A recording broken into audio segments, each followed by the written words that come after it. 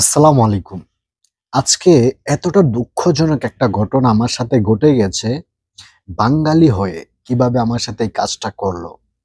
আমি ভেবেও পাচ্ছি না।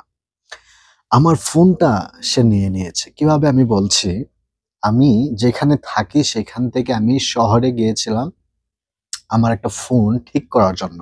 আমি এখন বর্তমানে যে ফোনটা ৫ বছর যাবৎ ইউজ করছিলাম, সেই ফোনটা ভুলবশত সে বাঙালির গাড়িতে ফেলে চলে গেছি, যে বাঙালির গাড়ি দিয়ে আমি শহরে গিয়েছিলাম।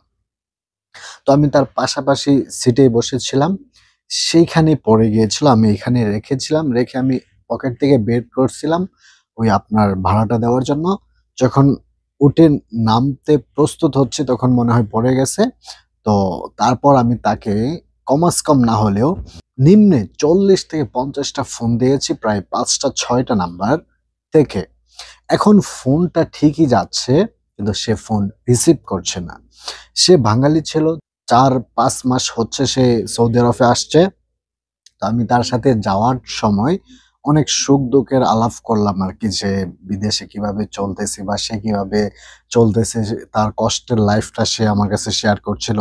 লোকটাকে আমার অনেক ভালো মনে হয়েছিল। আমাগো এইজের হবে সম্ভবত ২৫ সামথিং এমন আশেপাশে হবে। তো সেই লোকটা বাঙালি হয়ে যে আমার সাথে এই কাজটা করবে, আমি কল্পনা করতে পারি নাই। বাঙালি ভাই যদি আরেকটা বাঙালি ভাইয়ের এত বড় ক্ষতি করে, তাহলে অন্য রাষ্ট্রের মানুষ কি না করতে পারবে?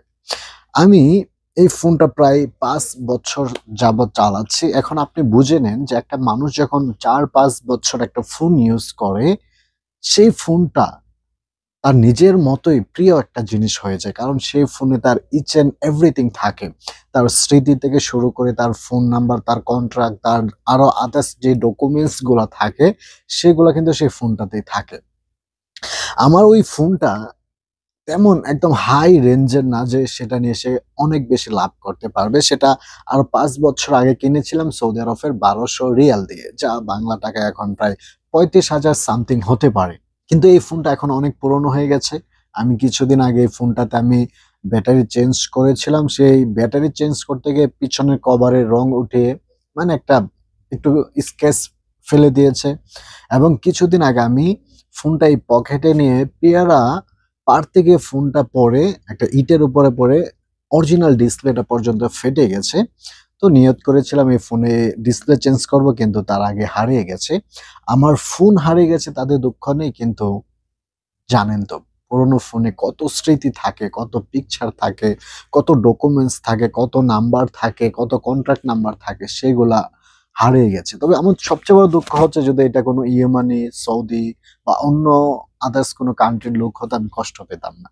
সে বাঙালি ছিল, তার সাথে আমি প্রায় ১০-১৫ মিনিট জার্নিতে অনেক সুন্দরভাবে আলোচনা করেছি, কথাবার্তা বলেছি। মনে হয়েছিল যে লোকটা অনেস্ট বা ভালো লোক। কিন্তু সে যে আমার সাথে এমন কাজটা করবে আমি কল্পনা করতে পারি নাই। সত্যিকার অর্থে আমার অনেক খারাপ লাগছে, কারণ ফোনটা তো অনেক স্মৃতির ফোন ছিল, অনেক কিছু ছিল, পাইনি। তো এই নাম্বার এখন অনেকে আমার সাথে কন্ট্যাক্ট করতে পারবে না, বা তাদের নাম্বারগুলো জোগাতে আমার কষ্ট হয়ে যাবে। এমন লোক আছে যাদের নাম্বারগুলো আমার তাদের কাছ থেকে নিতে আমার অনেক সময় লাগবে। একজনের মাধ্যম দিয়ে আরেকজনের কাছ থেকে নিতে হবে। সো যাই হোক, তবে বাঙালি বলে একটু কষ্ট পেলাম। ভিডিওটা শেয়ার করে দিবেন। অনেকেই সচেতন হবে, যেন কোনো জায়গাতে বা যেকোনো জায়গায় যেতে গেলে তার ফোন, তার মানিব্যাগ, তার যে পার্সোনাল জিনিসগুলো আছে যেন টেক কেয়ার করে, অনেক হেফাজতে রাখে। ভালো থাকবেন, সুস্থ থাকবেন। আসসালামু আলাইকুম।